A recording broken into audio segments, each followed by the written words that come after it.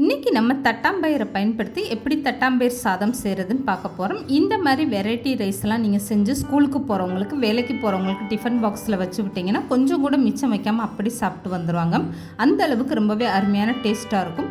இந்த மாதிரி ஒரு சாதம் செய்ய உங்களுக்கு அதிகமான டைம் எடுக்காதுங்க. ரொம்பவே ஈஸியாக செஞ்சு முடிச்சிடலாம். இதோட டேஸ்ட்டு பார்த்திங்கன்னா அவ்வளோ ஒரு அருமையான டேஸ்ட்டாக இருக்கும். ஹலோ ஃப்ரெண்ட்ஸ், வெல்கம் டு சமையல் டிலைட்.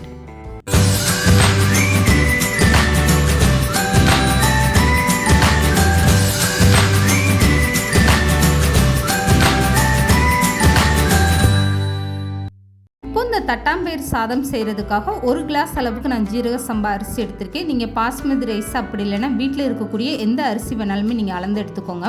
இப்போ இந்த அரிசியை ஃபஸ்ட்டு நல்லா கழுவி எடுத்து வச்சுக்கோங்க.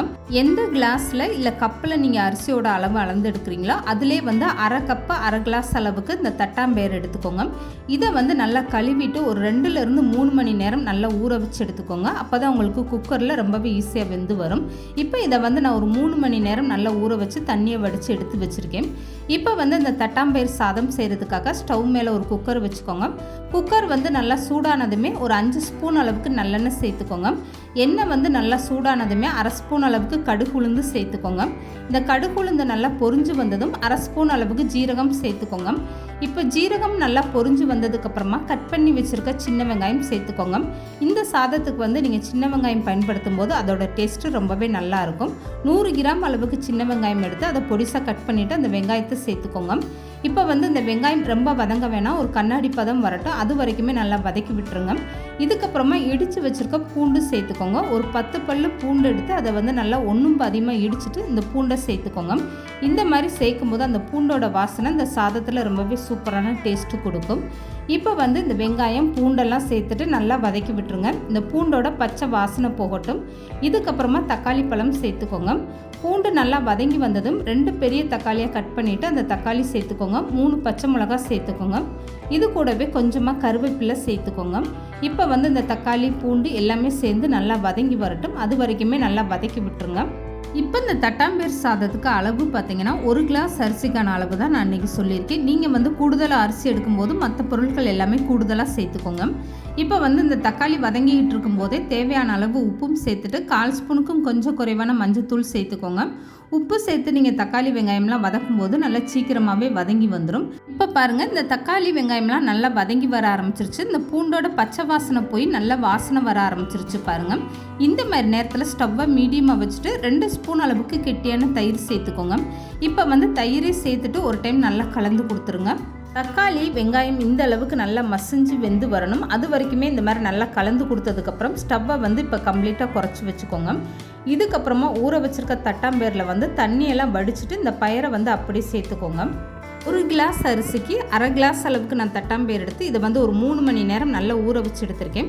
ஊறினதுக்கப்புறம் பார்த்தீங்கன்னா இந்த பயிரோட அளவு டபுள் மடங்கு ஆயிரும். இப்போ தண்ணியை வடிச்சிட்டு இந்த தட்டாம்பயிரை அப்படியே தக்காளி வெங்காயத்தோடு சேர்த்துட்டு ஒரு 2 நிமிஷம் இந்த மாதிரி நல்லா கலந்து கொடுத்துருங்க. இந்த பயிரோட வாசனை போகிற வரைக்கும் இந்த மாதிரி நல்லா கலந்து கொடுத்துருங்க.